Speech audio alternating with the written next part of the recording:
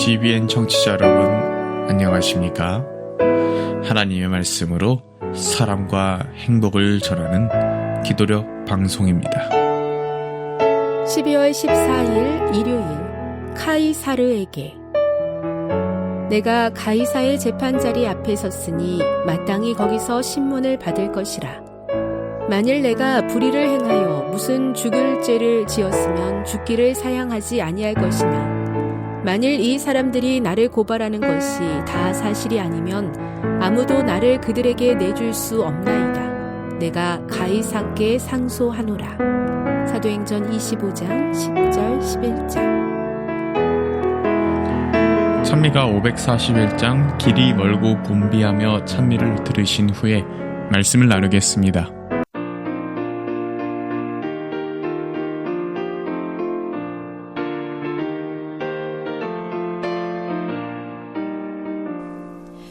길이 멀고 곤비하며 바른 상의 비난에 가나안이 멸린 곳 사막에서 유리할 때 그곳 사모하도다. 멸린 곳 가나안이 멸린 곳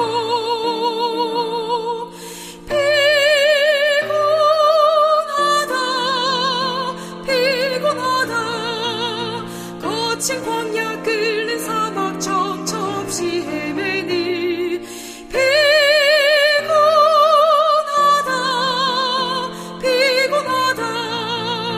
멸린 곳 가나안이 멸린 곳 선구자의 지난 길을 우리 또한 따르네. 가나안이 멸린 곳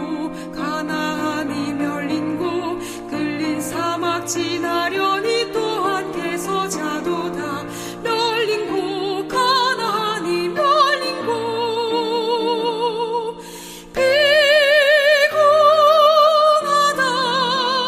피곤하다 거친 광야 끓는 사막 첩첩시 헤매니 피곤하다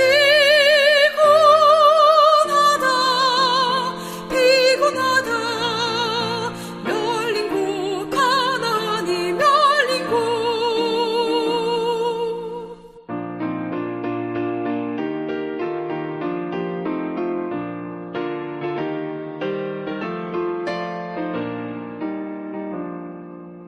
평안하고 한적한 곳 안식처가 그립네. 가나안이 멸린 곳 두려움과 속박함이 전혀 없는 곳일세. 멸린 곳 가나안이 멸린 곳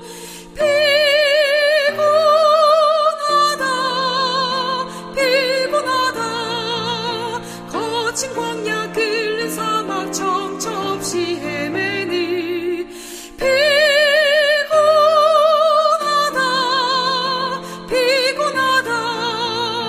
멸린 곳 가나안이 멸린 곳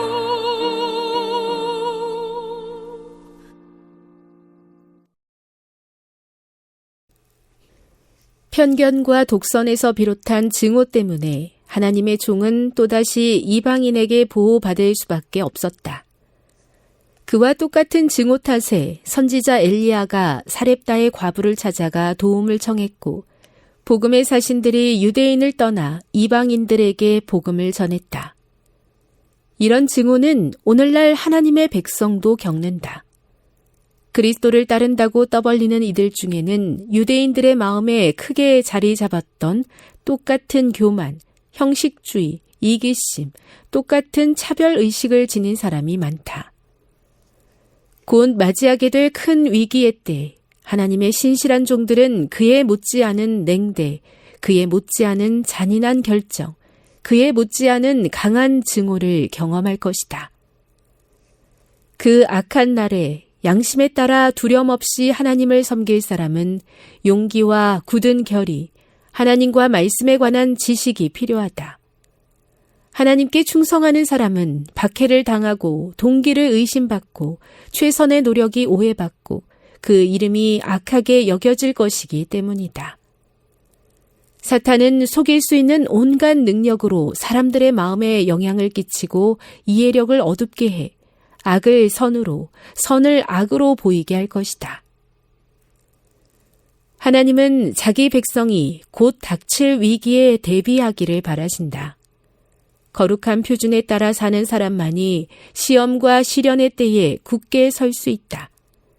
세상 지도자들이 종교계 지도자들과 결탁해 양심에 관한 문제를 강요할 때가 이르면 과연 누가 하나님을 경외하며 그분을 섬기는 자인지가 드러난다. 어둠이 깊어지면 경건한 품성이 가장 밝은 빛을 발한다. 진리의 원수들이 곳곳에서 주님의 종들을 해치려고 도사리고 있지만 주님은 그들을 영원히 지켜주신다. 그들에게 주님은 곤비한 땅에 큰 바위 그늘 같을 것이다. 사도행적 430에서 432. 우리가 살다 보면 이런 순간이 있죠. 내 말을 제대로 들어주는 사람이 한 명이라도 있으면 참 좋겠다. 내 마음은 이게 아닌데 상황은 이미 오해로 굳어져 버리고 설명하면 할수록 더 이상하게 들리고 그냥 조용히 있고 싶지만 그렇게 두면 거짓이 사실처럼 남을 것처럼 되는 때가 있죠. 바울이 딱 그런 자리에 있었습니다. 그는 유대인들을 미워한 적이 없었습니다. 오히려 그들을 누구보다 사랑했고 그들의 구원을 위해 생명을 걸었던 사람이었죠. 그런데 편견과 두려움, 종교적 자존심이 뒤섞이면서 바울은 민족을 배신한 자, 율법을 무너뜨리는 자로 몰리게 됩니다. 그 앞에서 바울은 이렇게 말합니다. 내가 불의를 행하여 죽을 죄를 지었다면 죽기를 사양하지 않겠습니다.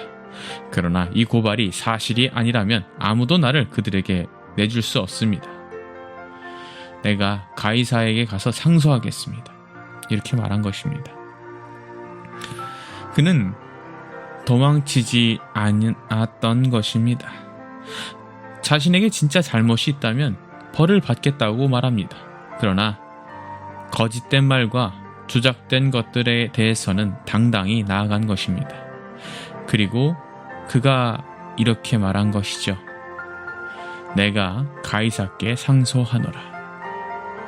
당시 로마에서 가이사는 최고 재판장이었죠.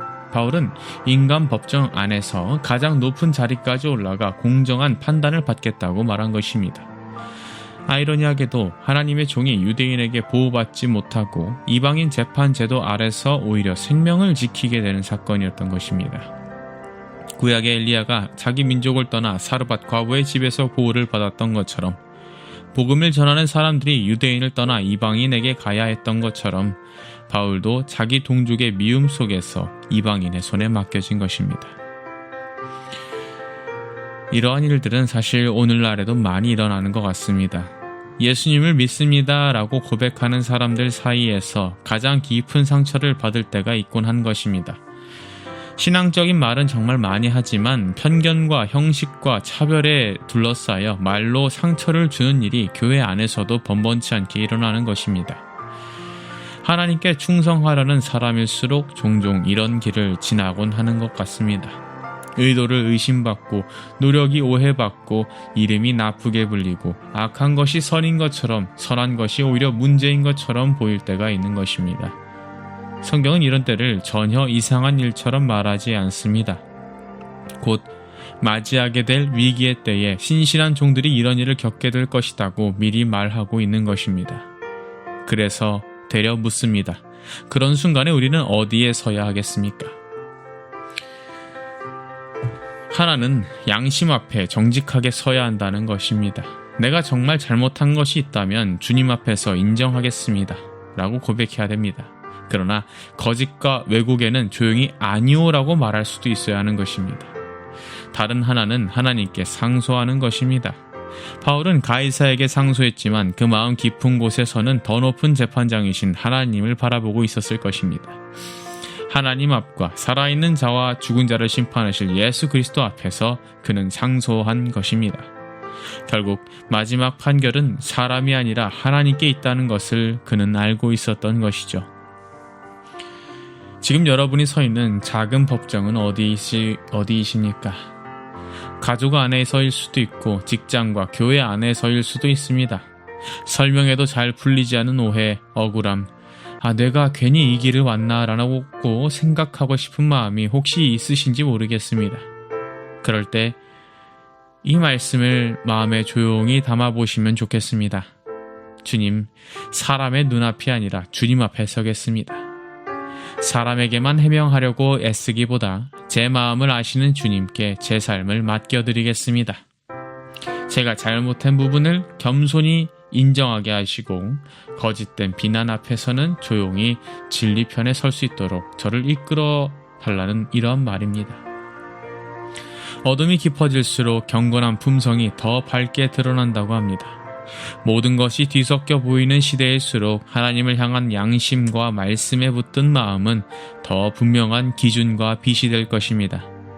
진리의 원수들이 곳곳에서 하나님의 사람들을 넘어뜨리려 한다 하더라도 예수님께서는 그들을 곤비한 땅 위에 큰 바위 그늘처럼 끝까지 지켜주신다고 약속하십니다.